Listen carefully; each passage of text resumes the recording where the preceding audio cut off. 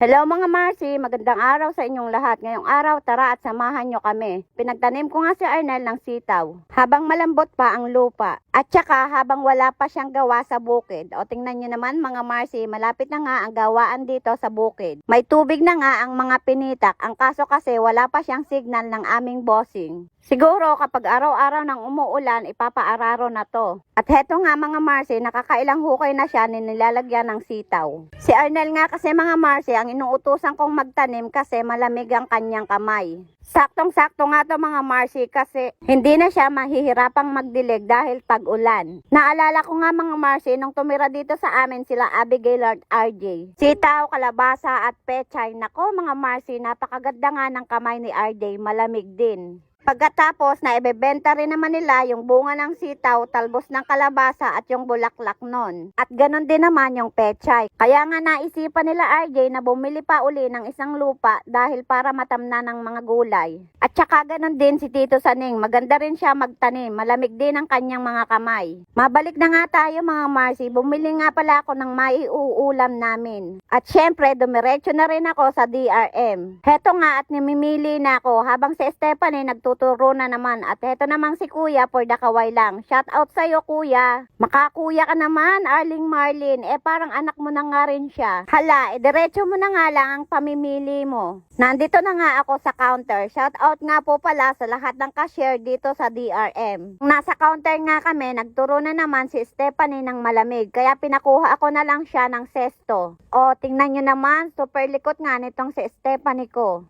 Pero nung napakalambing naman ito ang si Stephanie ko. Paglabas nga namin ng DRM, dumiretso na kami sa hardware dahil bibili raw si Arnel ng tornilyo ng tricycle. At heto nga, nagtatanong siya sa staff ng mga sizes ng tornilyo. Pero bumalik muna siya dahil pinaatras ang kanyang tricycle at may dadaan na truck. Heto nga mga Marcy ang pagpipilian niya at dahil sa dami, hindi niya mahanap kung alin dito. Nasa labas nga lang mga Marcy ang mga tools na pwede niyang pagpilian. At heto nga mga Marcy, for the pili-pili pa rin siya dahil hindi niya mahanap ang saktong size. Nakailang tanong na nga siya dyan mga Marcy. Ang sabi ng staff, siya na raw ang pumili or maghanap. Kapapagawa lang nga nito mga Marcy tricycle, pinapalitan ko siya ng gulong at interior. Pero hayan at may diferensya na naman. Dapat siguro ipamental ko na to. Joke lang. Napakalaking pakinabangan nitong tricycle sa amin mga Marcy. Pundar nga ito ni Arnel nung nagtatrabaho pa siya sa munisipyo. Kaya nga alagang-alaga yan ni Arnel. Buti pa tricycle, inaalagaan. Nako, heto nga at hindi pa rin tapos si Arnel. Sinukat na nga ng staff yung tornilyo. At hayan nga, bumalik na naman siya para maghanap ng kasukat. Siguro hindi na nga nito alam ang gagawin dahil nakailang balik-balik na siya. Mahirap nga din pala i-maintain ng mga sasakyan. Kahit tricycle nga lang ito, kailangan alagaan. At hayan mga Marcy, for the sukat pa rin sila. Mabuti na lang sa wakas nakahanap na rin ng kasukat. At hayan mga Marcy, nagbabayad na nga si Arnel. Habang nagbabayad siya, sumunod sa kanya si Stephanie.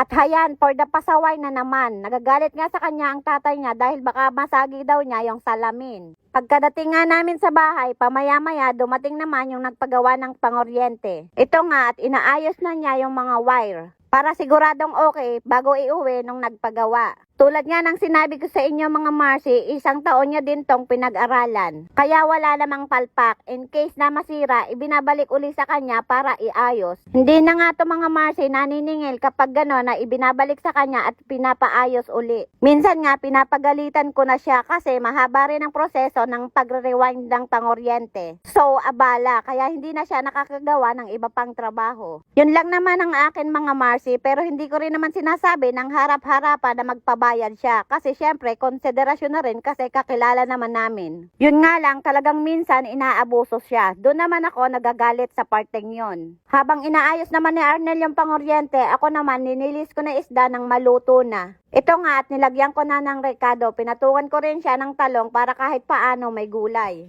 Nakuha ko nga ito mga Marcy sa tanim namin kahit paano kasi namumulaklak na at namumunga na uli. Sapsap nga ito mga Marcy, ang inilagay ko lang na pampaasim ay mangga. At pagkayari naman, umalis ng bisita ni Arnel, nagwalis na rin ako. Araw na rin kasi akong hindi nakakapagwalis. Puro si Arnel ang nagwawalis. Kaya heto, bumabawi ako. Sila Janelle at Clarence naman na kay kuya niya. Kaya wala akong ibang mautusan. Sila Alexis at Agatha ko naman, hindi ko pa inaasahan sa ganitong mga trabaho. Pagkatapos ko ngang magwalis, ibinilad ko na rin yung mga unan. Sayang naman kasi yung init. Baka bukas makalawa, bigla na namang umulan. So, sinamantala ko na habang wala rin kaming lakad. Maaga nga pala ako mga Marsing nakapagbanlaw kanina, kaya haya nakabilad na. Nagpatulong na nga ako kanina dyan kay Janelle. Siya ang taga-tabo, ako naman ang taga-banlaw. Siyempre, para madaling matapos. Sinabay na nga namin siya mga Marcy kagabi nang pauwi kami. Kasi para may makatulong man lang ako sa mga gawaing bahay. Sa totoo lang kasi mga Marcy, bawal na rin ako magpagod ng husto, sabi ng doktor. Bawal nga din akong ma-stress kasi may sakit ako sa puso. Kaya medyo nag-iingat din ako. Dumating nga pala si Michael galing sa kanila dahil may kukunin daw siya sa bayaw niya. Ano ba yan? Bukas ulit. Ingat kayo palagi. God bless you all. Babush!